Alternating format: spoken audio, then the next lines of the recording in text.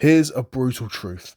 Left unchecked, private companies will always try to pay you as little as possible while squeezing you for as much labour as they can.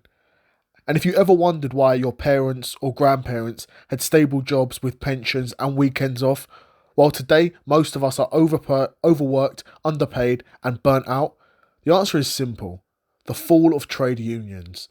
Today we're going to break down why unions were once the single most powerful weapon for workers and why their decline is directly linked to why so many people now hate their jobs. Now, capitalism runs on one thing: profit. And profit doesn't magically appear, it comes from paying workers less than the value they create. Which means if companies are left to their own devices, they will naturally chase cheaper wages, longer hours, fewer benefits, and more surveillance. It's not because every CEO is evil, it's because the system rewards whoever squeezes the most out of their workers for the least cost. And without a counterweight, workers are stuck in a permanent race to the bottom. And that's where trade unions came in. In the late 19th and early 20th centuries, when workers organised, something revolutionary happened. Suddenly, it wasn't just one person negotiating against a corporation, it was thousands united. And with that power, workers fought and won. The rights many of us now take for granted: the 8-hour workday, weekends, workplace safety laws, child labour bans, living wages and pensions. These weren't gifts from generous bosses, they were wrestled out of the hands of corporations through union power.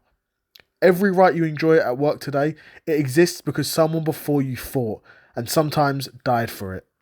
But starting in the late 20th century, corporations backed by governments began waging war against unions. Politicians painted unions as corrupt, lazy, or anti-business. Companies moved jobs overseas to break organising power, and strikes were crushed. And it worked. Union membership plummeted. The result? Workers lost their shield. As unions declined, wages stagnated, benefits shrank, job security vanished, and work hours grew. And here's the kicker: studies show job satisfaction has also nosedived. Because people don't just dislike their jobs because of the work itself, they hate them because they feel powerless, exploited, and disposable.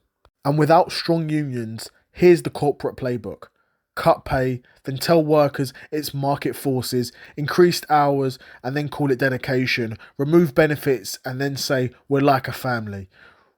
Replace humans with contractors, temps or AI while pocketing the difference as shareholder profit. And because individual workers have no real bargaining power, the cycle keeps repeating.